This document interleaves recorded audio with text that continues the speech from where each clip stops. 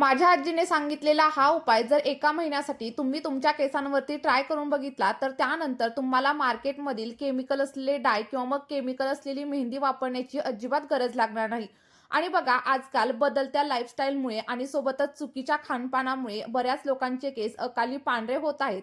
आणि तेच केस जर तुम्हाला मुळांपासून काळे करायचे असतील, तर आज माझ्या आजीने सांगितलेली ही रेमेडी तुम्ही देखील नक्कीच ट्राय करून बघा. यामुळे अगदी 1 ते दीड महिन्यांमध्येच तुमचे केस मुळांपासून काळे होतील. आणि ज्या लोकांनी या रेमेडीचा वापर केलेला आहे, त्यांना खूप छान असे रिझल्ट मिळालेले आहेत. आणि माझे देखील केस थोड्याशा प्रमाणावरती पांढरे झालेले होते, पण मी सलग 2 ते 3 महिने या रेमेडीचा वापर केला आणि तुम्ही बघू शकता माझे केस किती जास्त सिल्की, स्मूथ आणि काळे झालेत. जर तुम्हाला देखील असेच रिझल्ट हवे असतील, तर हा व्हिडिओ शेवटपर्यंत नक्की बघा. आणि व्हिडिओ तुम्हाला थोडा जरी हेल्पफुल वाटला असेल, तर व्हिडिओला एक लाईक करा आणि सोबतच हा व्हिडिओ तुम्ही नक्की कुठून पाहताय कमेंटमध्ये सांगायला अजिबात विसरू नका. तर बघा, आपली ही पॉवरफुल अशी रेमेडी बनवण्यासाठी सगळ्यात पहिल्यांदा आपल्याला लोखंडाच्या भांड्याचा वापर करायचा आहे. जर तुमच्याकडे लोखंडाचा तवा असेल, तर तो तुम्ही घेऊ शकता आणि जर तवा नसेल, तर लोखंडाच्या कढईचा वापर देखील नक्कीच करू शकता. कारण लक्षात ठेवा, ही रेमेडी आपल्याला फक्त लोखंडाच्या भांड्यामध्येच बनवायची आहे. कारण जेव्हा आपण रेमेडी लोखंडाच्या भांड्यामध्ये रेडी करतो, तेव्हा याच्यामध्ये आयर्न मिसळलं जातं आणि आपले केस काळे होण्यासाठी हेल्प होत असते. बघा, रेमेडी बनवण्यासाठी सगळ्यात पहिल्यांदा आपण इथं बडीशेप वापरणार आहे. आणि आता तुमच्या मनात एकच प्रश्न आला असेल की बडीशेप ही केसांसाठी का वापरायची? तर बघा, बडीशेपमध्ये असे काही गुणधर्म असतात ज्यामुळे आपल्या केसांवरती एक नॅचरल पिगमेंट येण्यासाठी मदत होते. जेव्हा बडीशेप रॉ म्हणजेच कच्ची असते, तेव्हा त्याचा केसांवरती काहीच फायदा होत नाही. पण जेव्हा मी सांगितलेल्या पद्धतीने तुम्ही बडीशेप भाजून घ्याल आणि त्यानंतर केसांवरती वापर कराल, तेव्हा तुमचे केस अगदी नॅचरल पद्धतीने ब्लॅक होण्यासाठी हेल्प होईल. मी असं म्हणणार नाही की अगदी 1 ते 2 वापरांमध्येच तुमचे केस पूर्णपणे काळे होतील. कारण बघा, मी तुम्हाला एक नैसर्गिक रेमेडी सांगते आणि नैसर्गिक रेमेडीचे रिझल्ट भेटण्यासाठी आपल्याला थोडासा टाइम द्यावा लागतो. पण त्यानंतर आपल्याला जो काही रिझल्ट भेटतो, तो मात्र कायमस्वरूपी असतो. त्यामुळे लक्षात ठेवा, मी सांगितलेली ही रेमेडी तुम्हाला सतत कमीत कमी 2 महिने वापरायची आहे. आणि त्यानंतर तुम्ही बघाल की तुमचे केस खरंच मुळांपासून काळे झालेले आहेत. माझा देखील याच्यावरती अजिबात विश्वास बसत नव्हता की कोणतीही रेमेडी आपले केस काळे करू शकते. पण जेव्हापासून या रेमेडीचा वापर मी माझ्या केसांवरती केलेला आहे, तेव्हा खरंच मला देखील खूप छान असे रिझल्ट भेटले. आणि त्यानंतर माझा देखील विश्वास बसला की खरोखरच नैसर्गिक रेमेडी आपल्या केसांवरती काम करतात. इथे बघा, बडीशेप अर्धी भाजून झाल्याच्या नंतर आपल्याला दुसरा महत्त्वाचा घटक याच्यामध्ये ॲड करायचा आहे आणि ती म्हणजे कलौंजी. बरेच लोक याला नायजेला सीड्स म्हणतात. तुमच्या भागामध्ये नक्की काय म्हणतात मला कमेंटमध्ये सांगायला विसरू नका. आणि बघा, नायजेला सीड्स म्हणजेच कलौंजी जेव्हा आपण केसांसाठी वापरतो, तेव्हा आपले केस अगदी नैसर्गिक पद्धतीने काळे होण्यासाठी मदत होत असते. आणि त्यासोबतच कलौंजीमध्ये अँटीऑक्सिडंट असतात, ज्यामुळे जर तुमचे केस वया अगोदर पांढरे होत असतील किंवा मग अगदी कमकुवत झालेले असतील ना, तर ते देखील मुळांपासून स्ट्रॉंग होण्यासाठी मदत होत असते. 1 चमचा एवढ्या कलौंजीचा वापर इथं मी केलेला आहे. आणि त्यानंतर अतिशय महत्त्वाची अशी गोष्ट आपल्याला घ्यायची आहे आणि ते म्हणजे लवंगा.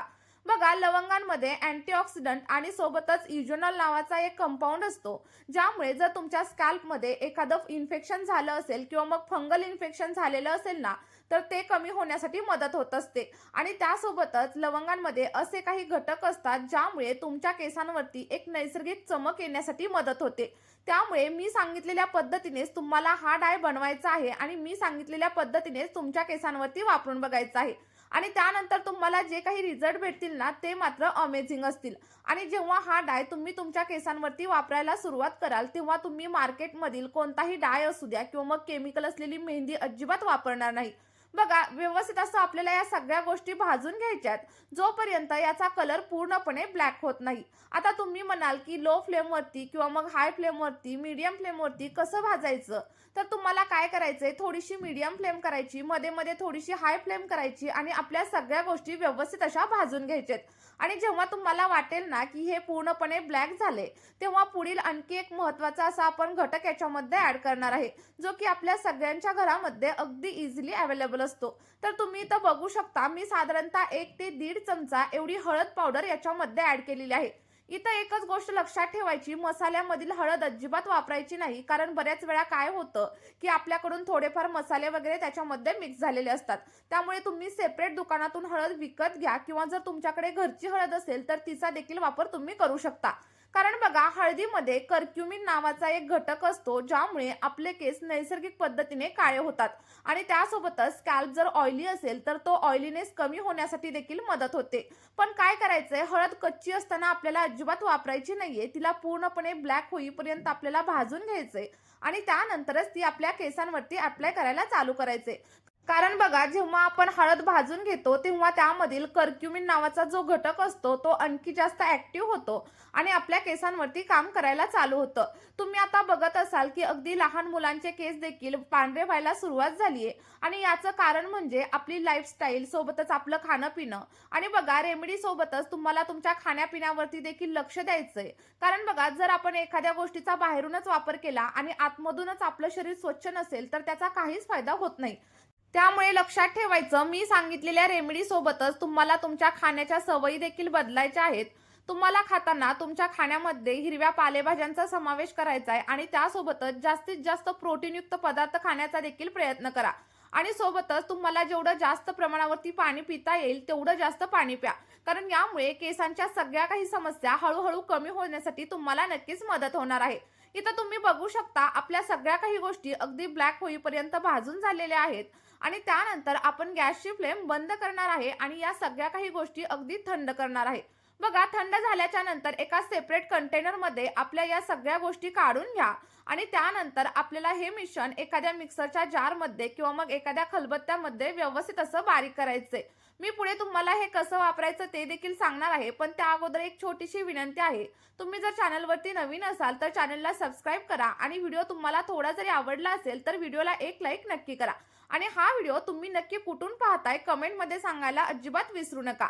बघा इथे मी पावडर करून घेतलेली आहे आणि ती सगळी काही पावडर आता आपल्याला एका सेपरेट बाउलमध्ये काढून घ्यायची आहे. कारण आता मी तुम्हाला सांगणार आहे की तुम्हाला हा डाय नक्की कशा प्रकारे बनवायचा आहे आणि त्यानंतर केसांवरती कशा प्रकारे अप्लाय करायचा आहे.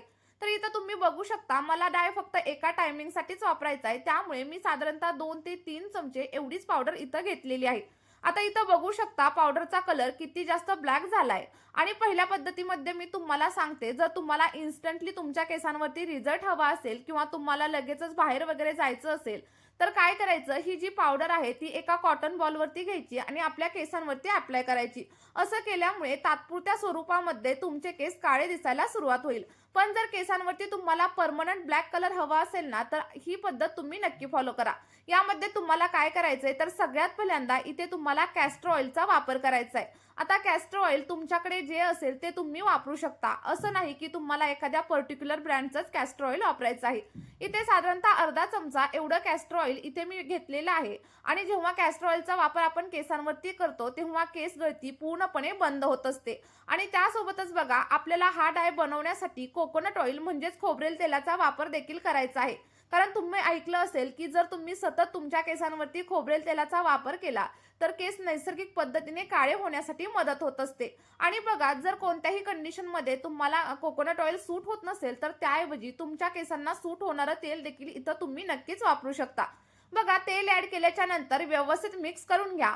अगदी 1 ते 2 मिनिटं मिक्स केल्याच्या नंतर आपला आयुर्वेदिक असा डाय इथं रेडी होतो. आता मी तुम्हाला सांगते की हा डाय केसांवरती कशा प्रकारे अप्लाय करायचा.